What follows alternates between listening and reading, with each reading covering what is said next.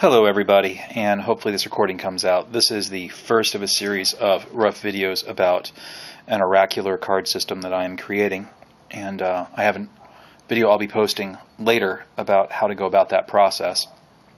This is the first card that I finalized, and I hope it comes out. I'm having to get a little close to it, so it may be a little out of focus.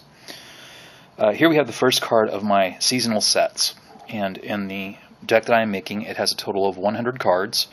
20 cards each to set, one set for each of the seasons, and then a fifth set for events such as equinoxes, eclipses, and the like.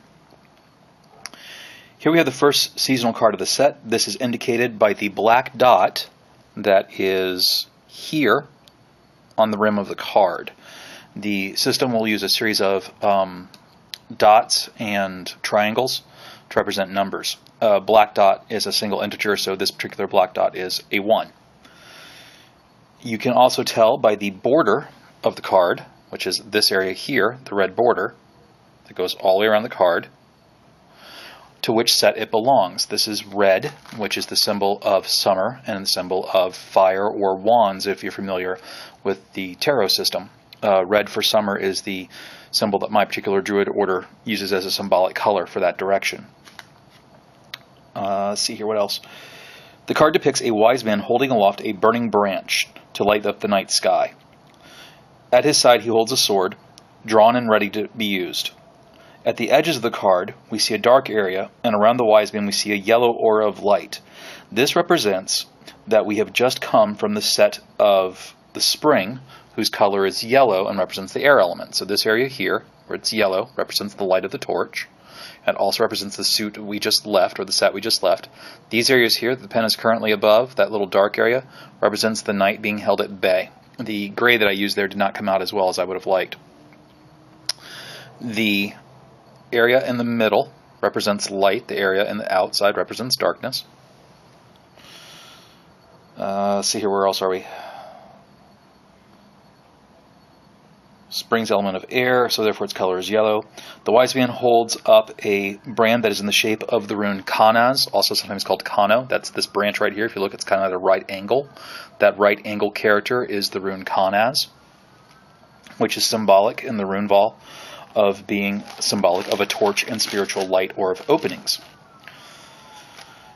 The wise man has on his belt, right down here, you'll notice an oyam. That black oyam character there is the oyam for doer, which is not only the oyam that represents oak and has many other word associations to it, but it's on this card because, elementally speaking, from the system I've been studying, doer represents the fire of fire. In the Hermetic system, not only do you have fire, earth, water, and air, but each subdivision has its own subdivision of the fire of fire, the air of fire, the water of fire, the spirit of fire, etc., etc. So doer is here on the belt to represent that there is the fire of fire active in this card, fire in its fiery aspect, and its aspect of change. Then we go to the yods above his head. Now, if you're familiar with Kabbalism and Hermeticism, you'll notice that this character right here is a Hebrew yod. It is a letter in the Hebrew alphabet that's associated with flames. If you're familiar with the Golden Dawn material, they use this on the wand to represent fire being active. You'll notice that we have 3 colors of those yods. We have purple for spirit above, we have orange for spirit below, and then we have white on the end for spirit within. And in many of my personal meditations, this is how I go through the process of working with spirit. I go from above to below and then back to within, kind of representing a up, down, inward movement, like that inside the human body.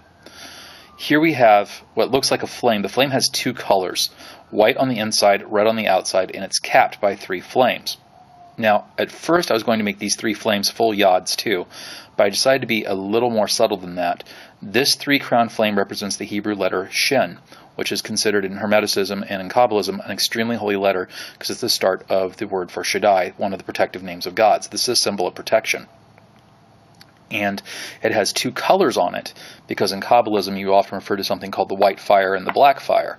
Well, rather than make this fire black, I went ahead and made it red so you could still get the fiery element to it, but you still get that 2 idea of action, reaction, this, not, etc., etc. it has 3 flames on it to represent the Shin.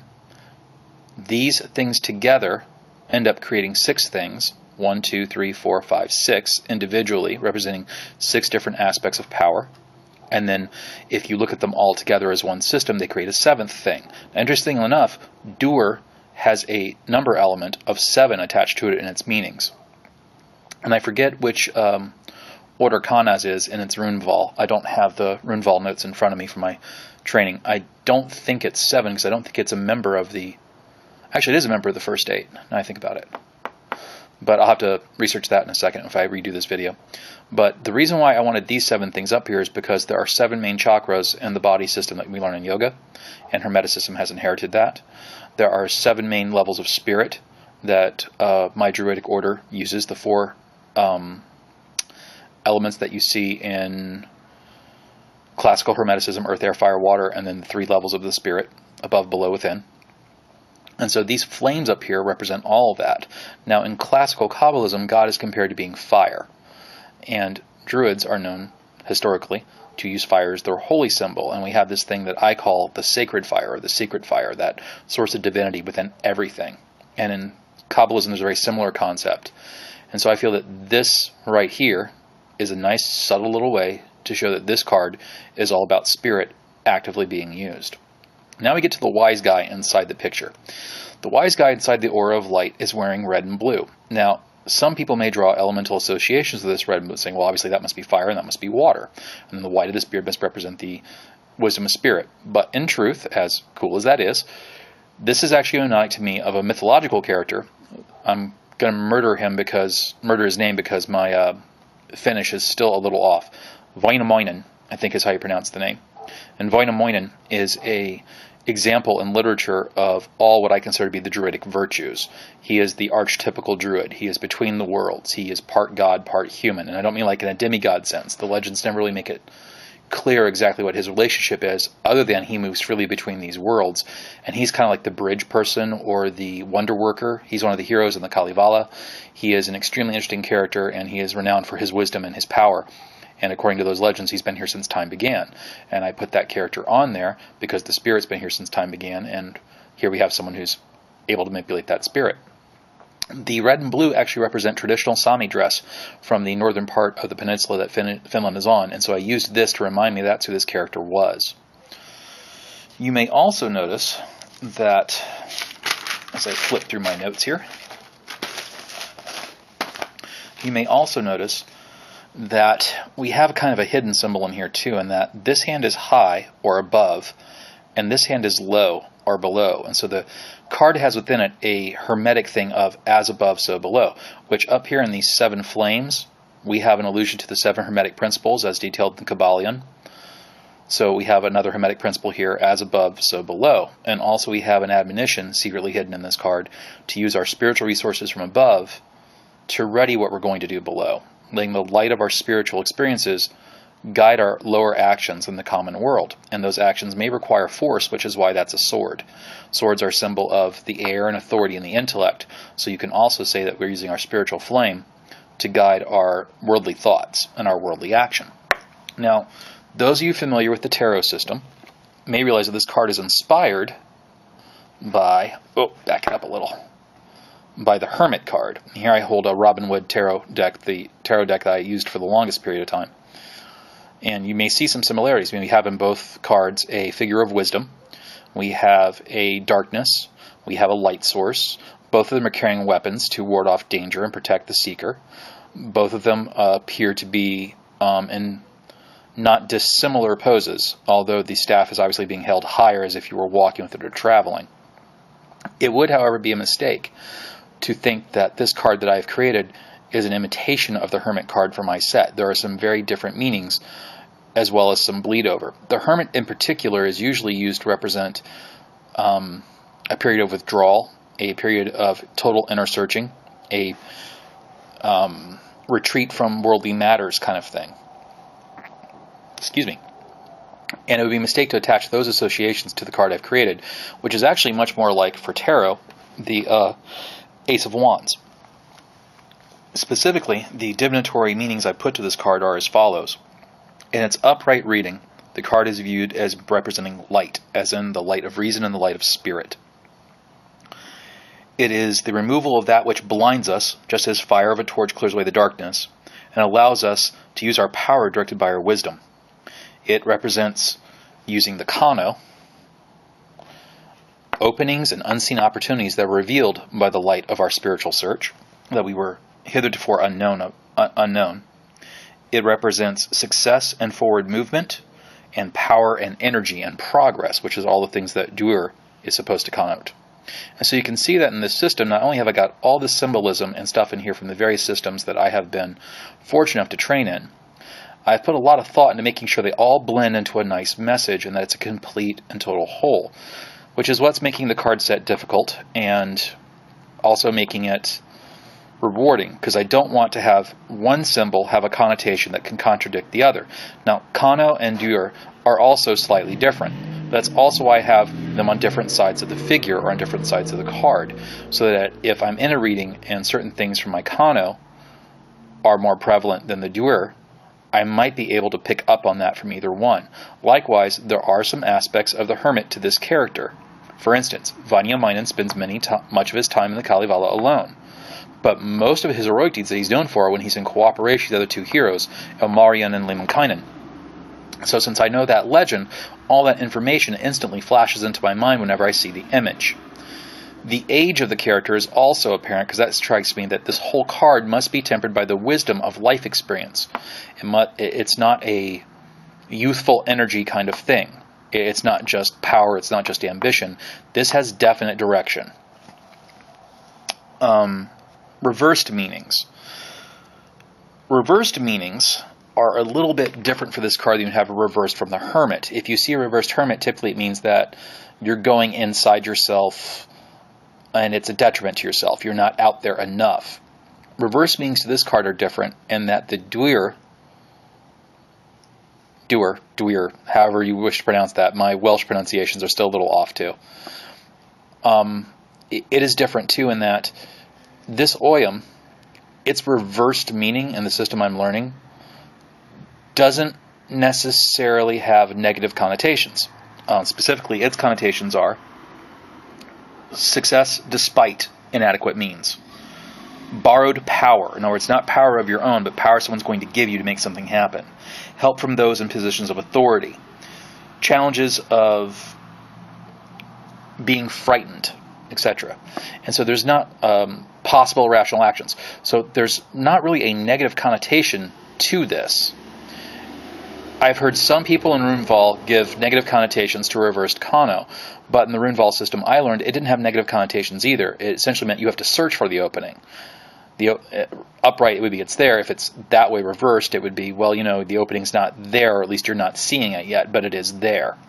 And so this card reversed would represent more of a challenge to what the card represents, more than the absence of what that card represents. Whereas when you're with the Hermit, an upright Hermit tends to represent beneficial things about solitude, and a reversed Hermit tends to represent all the negative aspects of someone withdrawing from the world, isolation, anxiety, all those things.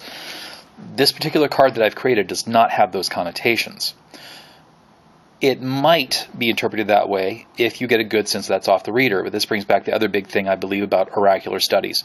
Oracular studies are not, you drew this card, therefore this is going to happen. They are clues to excite your inner intuition about what is going on. So it would be possible to take this card that I have created and draw it in such a manner that you would not see or you would not interpret it the way I just did. Perhaps you draw this after a couple of cards. If I were to draw this after a card that says represents a cave or going into within yourself, it might represent inner knowing. But if I draw it before that, it might mean prepare because you have this thing coming up. And if this were reversed before I would see a cave card, then it might indicate your irrational actions here are going to keep you trapped in this cave. Or it might represent that you have the power here to get out of the cave, but you need to really find it to use it correctly, and then write this to walk out of said challenge. So it's a very different kind of system than tarot per se, and it's also not exactly runes, and it's not exactly Oyam, as you can see. I feel that my creation of this card, the combining of all these elements together, not only lets me flash quicker into the meaning, but it gives me a system that balances each other. If I've got something here that is very pie in the sky because this really doesn't have a bad reversed meaning, maybe when I draw this card, I do get sort of a bad reading. And so I can say, okay, well, this cue isn't really what's coming through. This reversed sword is what's coming through. So if I take this upside down, no longer is this ready. This is now ready to strike, and it's a danger to me. There's something dangerous going on here. There's something dangerous withdrawal. The flames are now on the bottom rather than on the top, so the spirit has hidden itself within really, really low, and you're not acting correctly on it. In the system I'm creating, I'm also considering having a thing called sidefall, which is where the vehicle would be read this way, or possibly this way. I got that because I saw some people in lithomancy and some people that do runevol come up with different readings for the runes depending on how they fall. And I kind of am partial to that because it gives you more variance. However, it might get confusing to the person being read. So I'm not sure yet if I'm going to have any sidefall readings for this card. I don't really feel that right now that this particular card needs any sidefall readings, but that is an option for future work.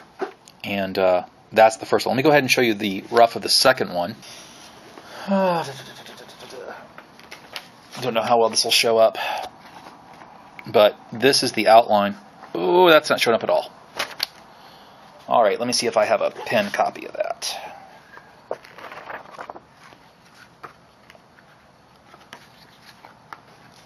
There we are. Alright, so this is a second card in the series, and we'll color it out and explain later, but you can see here's the 2 dots. That represents the second card in the series. We have Dwyer again because this is still a fire card. This is going to end up being red, and there's some symbolism here. I've got a, oh crap. I'm having a mind blank. I cannot remember the name for the elk rune. I'll have to look it up later. I don't know why I just had that mind blank, but I did. But this rune typically represents protection, and it's reinforced by the fact you see the broken arrow. I'll color this in and do a symbol on it later, but here you can see the same actives are involved. I have a scene that has meaning for me, come from Druidry. I have some natural influence that obviously represents the fiery aspects of the sun, which is why this Dwyer here represents the fire. I have a rune, I have some other symbol sets, and everything in there has meaning for me. This will be the second card in the summer set, and summer set, and there will be 20 cards for the summer, 20 cards for the spring, 20 cards for the autumn, 20 cards for the winter, and then 20 cards for events, which represents spirit. And we'll go into more about how it's constructed in my intro video. I say that because I'm actually recording this video first before the intro video, since I got this one in my mind to be done. So I do hope you appreciated that.